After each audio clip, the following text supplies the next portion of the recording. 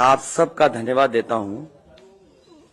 अचानक आपको बुलाना पड़ गया और ये जानकारी हमारे लोगों को भी नहीं थी कि इस तरह की बात होगी। हालांकि ये सूचना मिल रही थी कि लखनऊ से जो मुख्यमंत्री उनके सबसे बड़े अधिकारी हैं और प्रमुख सचिव का जगह जगह फोन जा रहा है कि जहां भारतीय जनता पार्टी हारे वहां पर काउंटिंग स्लो करिए। मुख्यमंत्री के प्रमुख सचिव डीएम्स को फोन कर रहे हैं कि जहां बीजेपी हारे वहां पर काउंटिंग स्लो होनी चाहिए।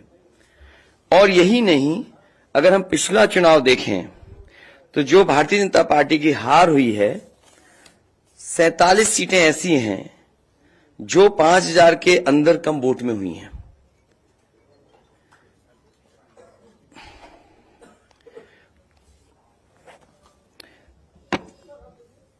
सैंतालीस सीटें ऐसी हैं पिछले चुनाव की जहां पर 5000 वोट के कम फासले से भारतीय जनता पार्टी जीती है। और जो आज देखने को मिला है बनारस में कि जहां ईवीएम्स ले जाई जा रही थी, एक ट्रक पकड़ा गया, 2 ट्रक लेकर के भाग गए। अगर सरकार चोरी नहीं कर रही थी, ये वोट की चोरी जो नहीं कर रही थी, तो कम से कम बताए कि एक गाड़ी रोक ली, पकड़ी गई, लाइव है, अभी भी हम लाइव देख सकते हैं।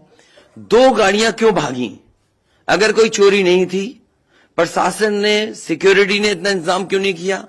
इतनी फोर्स है, अभी इलेक्शन की फोर्स गई नहीं है यूपी से, तो आखिरकार अधिकारी क्यों नहीं कर रहे थे? क्या वजह है कि बिना सिक्योरिटी, बिना इतने इंतजाम के ईवीएम्स जा रही हैं? और ईवीएम्स के बारे में ये मानना है कि किसी भी वेयर हाउस में रखी हो या किसी भी स्ट्रांग रूम में रखी हो, तो बिना प्रत्याशी के जानकारी के आप मूव नहीं कर सकते हैं। अगर आपको ईवीएम्स को मूव करना है तो कम से कम जो प्रत्याशी चुनाव लड़ रहे हैं उनकी जानकारी में होना चाहिए। और सोचिए, मुख्यमंत्री आवास से प्रमुख सचिव, मुख्यमंत्री जगह जगह फोन कर रहे हो और डीएम्स को बता रहे हो। ये घबरा गए उसी दिन जिस दिन अखबारों में कुछ जगह आया कि कहीं पार्क की सफाई हो रही है, कहीं घर की सफाई हो रही है। और आप में से वो लोग हैं जो जमीन पर घूमे, जो जमीन पर चुनाव चल रहा है, वो भारतीय जनता पार्टी के खिलाफ था, जनता के अंदर नाराजगी थी। ये जो कल एग्जिट पोल आए हैं, मैं एग्जिट पोल पर बोलना नहीं चाहता था, लेकिन जो एग्जिट पोल आए हैं वो कहीं ना कहीं परसेप्शन ये क्रिएट करना चाहते हैं कि हां भारतीय जनता पार्टी जीत रही है, जिससे वो चोरी भी करें अगर, वो भी ना पता लगे कि हां चोरी हुई है। इसीलिए अगर हमने वोट दिया है, तो मैं अपने नौजवानों से, किसानों से और आम लोगों को कहूंगा कि उतनी हमारी जिम्मेदारी बनती है कि वोट को हम बचाएं। अगर वोट नहीं गिना जाएगा तो लोकतंत्र कहां जाएगा? और ये लोकतंत्र की आखिरी लड़ाई है। मैंने कई बार कहा कि उत्तर प्रदेश का चुनाव लोकतंत्र की आखिरी लड़ाई है। इसके बाद तो जनता को क्रांति करनी पड़ेगी, तभी बदलाव आएगा। इसलिए मैं अपने पार्टी के लोगों से और जो सच्चे ईमानदार, सच्चे सिपाही हों, सच्चे अधिकारी हों, सच्चे पत्रकार हों, कम से कम आगे आएं और लोकतंत्र को बचाने के लिए खड़ा हों। और मैं अपनी पार्टी के लोगों से कहूंगा कि जब तक काउंटिंग न हो जाए तब तक कम से कम ये नजर रखें और लगातार निगरानी रखें कि कैसे वोट बचाया जा सकता है, कैसे जहां पर मशीनें रखी हैं कोई किसी का आना जाना ना हो। ये लोकतंत्र के लिए बहुत ही खतरे का समय है। जो दल हार गया, अब उसके बस में यही है जो अब करने जा रहे हैं। ये जितने कुछ एग्जिट पोल हुए हैं वो इसीलिए हुए हैं कि अगर वो चोरी भी करें तो शायद नजर ना आए। अब ईवीएम्स पकड़ी गई हैं, बहाना कोई ना कोई अधिकारी बताएंगे कि हम ईवीएम्स इसलिए ले जा रहे थे। आखिरकार फोर्स के साथ क्यों नहीं ईवीएम्स जा रही थी? ये तो ईवीएम की एक बनारस की जो अभी भी लाइव चल रहा है वो घटना है। बरेली में एक स्ट्रांग रूम से बाहर नगर पालिका की कचड़े की गाड़ी में जिसका नंबर UP25DT9166 में 3 बक्से सील पकड़े गए, जो सील बक्से थे। एक बक्से में सादा बैलेट पेपर था तथा 2 बक्से में मोहरें, रजिस्टर तथा सील करने वाला सामान था। करीबन 500 बैलेट पेपर पकड़े गए। इसी तरह सोनभद्र का है कि सोनभद्र में भी बड़े पैमाने पे चीजें पकड़ी गई। वो भी लोग समझ में आ गया तो उन्होंने देखा, एसडीएम को रोका। एसडीएम घोरावल जनपद सोनभद्र में खाली मत पर अपनी गाड़ी से पॉलिटेक्निक कॉलेज ले जाते हुए पकड़े गए। क्या सफाई देगी सरकार?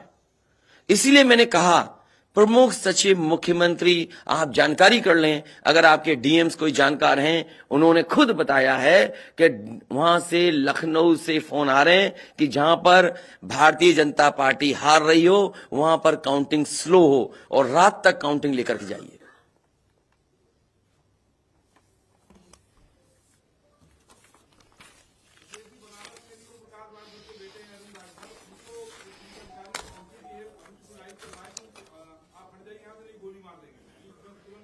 तो मैंने आपसे कहा कि ये लोकतंत्र का आखिरी चुनाव है।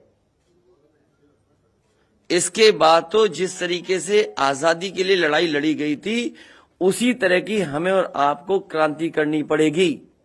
मैं तो अपने नौजवानों से अपील करूंगा कि जहां किसान इतने साल बैठे रहे, तब सरकार झुकी।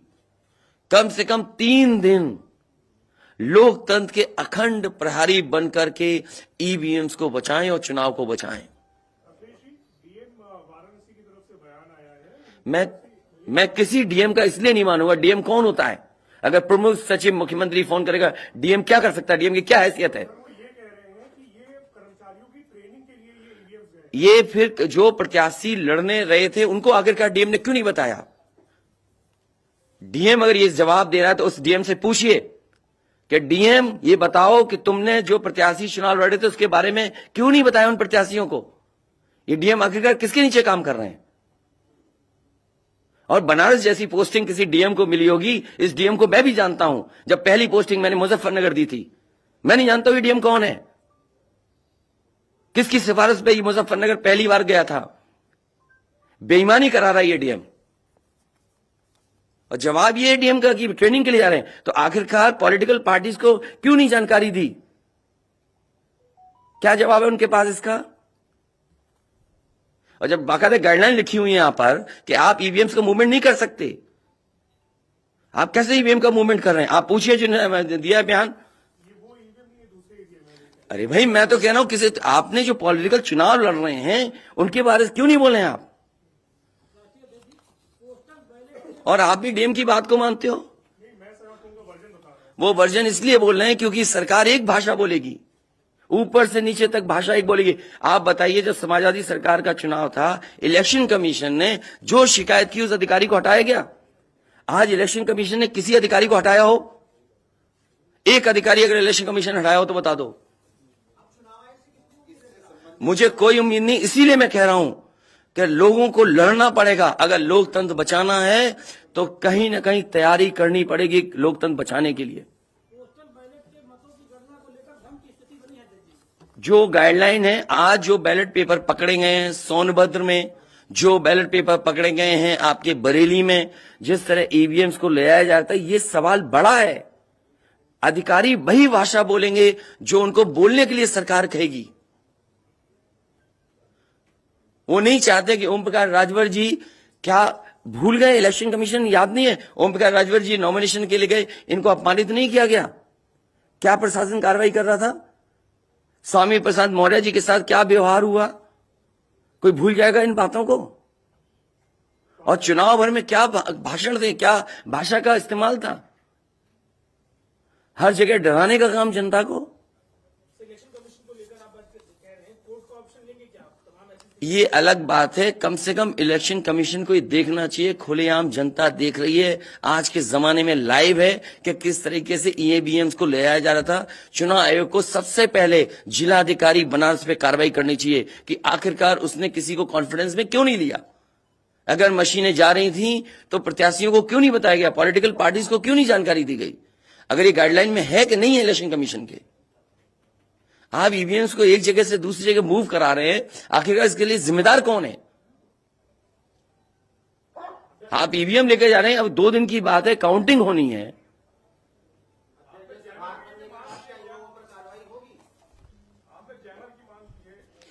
जैमर इसलिए कि कई लोग आशंका इस बात की व्यक्त कर रहे हैं कि हो सकता है कि टेक्नोलॉजी ऐसी हो जहां पर मैनिपुलेशन किया जा सके, इसलिए कहीं ना कहीं देखा जाना चाहिए इस बिंदु को भी। भारतीय जनता पार्टी के नेता लगातार कह रहे हैं कि ओम प्रकाश राजभर हो, स्वामी प्रसाद मौर्य हो, संजय चौहान हो, या जो ये कहें कि आपके साथ जो लोग आपके चुनाव में आपके साथ आए, आपके साथ चुनाव लड़े, उनको चुनाव नहीं जीतने देंगे, उनको चुनाव किसी भी कीमत पर हम हराएंगे। तो यही तो तरीका, जो लड़ रहे हैं उनके बेटे ही तो लड़ रहे हैं चुनाव, जहां की वीवीएम पकड़ी गई हैं। और भविष्यवाणी एग्जिट पोल में कैसे आ सकती है?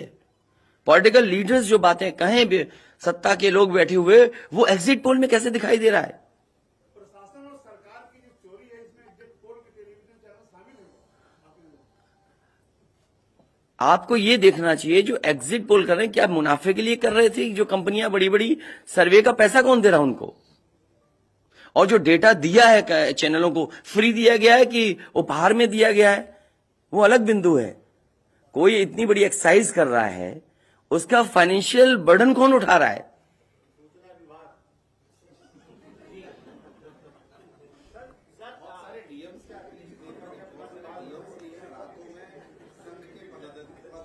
ये तो बातें, ये सच कह रहे हैं आप। जो बात, ये जो सवाल के रूप में जानकारी दे रहे हैं, ये सच्चाई है।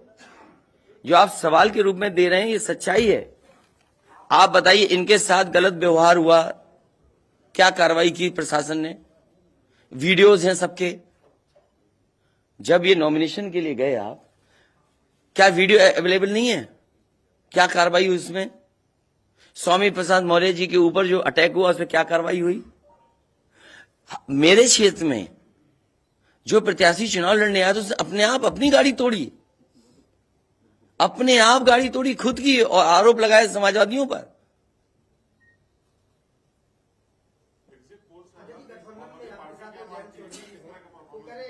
क्या करेंगे जब वोट को लेंगे? आगे वो कह रहे हैं शांतिपूर्ण मतगणना के लिए उन्होंने अपील की है। नहीं, शांतिपूर्ण मतगणना के लिए तो हम भी अपील कर रहे हैं, लेकिन सावधान रहें। अगर वोट दिया है तो वोट को बचाए भी तो सही।